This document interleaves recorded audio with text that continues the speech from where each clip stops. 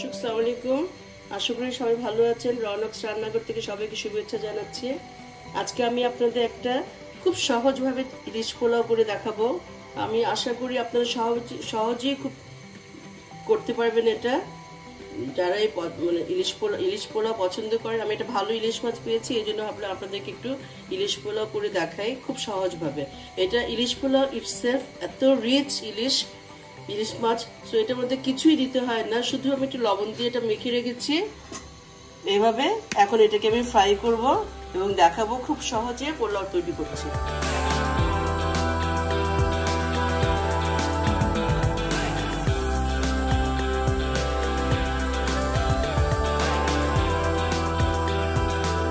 এই মাছগুলোকে এখন একটু উল্টে পাল্টে দিচ্ছি। আমার মনে হচ্ছে একদিক হয়ে গেছে, আমি আরেক দিকে একটু উল্টে দিচ্ছি।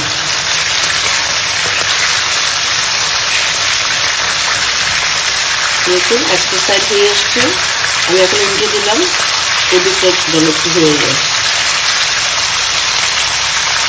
দর্শক, আমি একটা ছোট টিপস দিচ্ছি, মাছটা বেশি ভাজা করবেন না, হালকা ভাজা, আধা ভাজা হবে, একটু ভাজা উল্টে পাল্টে দিবেন।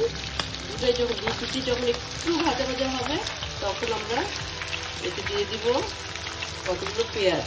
আমার কিছু পেঁয়াজ লাগবে, কাঁচামরিচ লাগবে। আমি এটা এখন দিয়ে দিচ্ছি এই মাছের সাথে।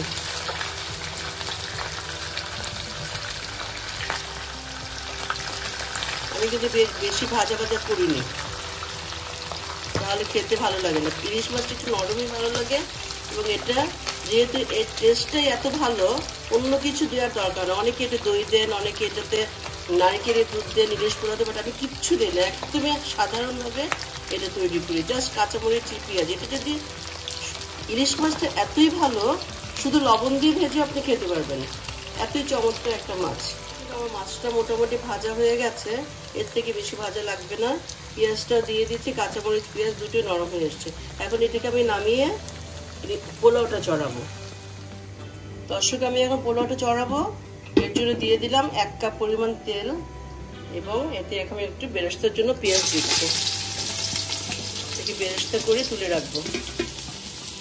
আমার বেরেস্তা করা এটাকে তুলে রেখেছি এখানে।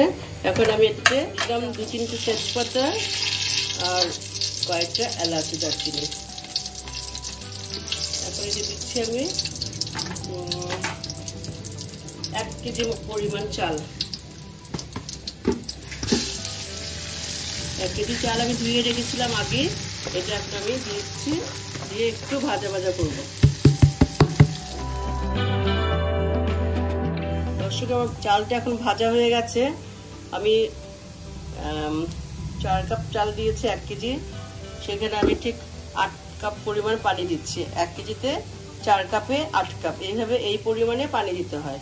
আমি দিয়ে দিচ্ছি পানি, গরম পানি।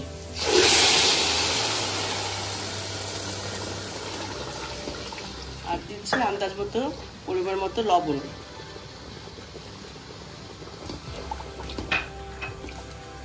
লবণটা করে চেক করে নিতে পারেন। কয়েকটা কাঁচামরিচ দিচ্ছি।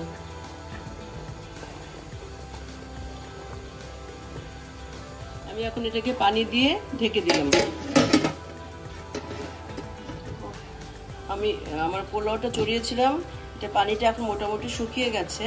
এখন আমি এতে ইলিশ মাছটা অ্যাড করব, বিছিয়ে বিছিয়ে দিব ইলিশ মাছগুলো।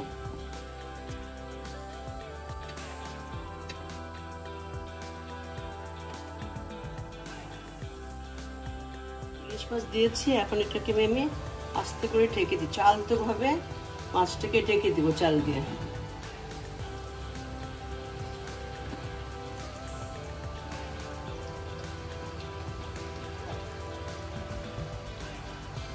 চাল দিয়ে ঢেকে আমি এটাকে এখন দমে রান্না করব।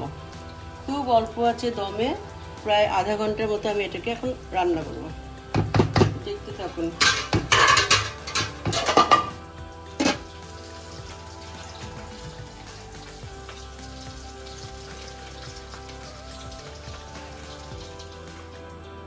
দর্শক, হয়ে গেল আমার ইলিশ পোলাও।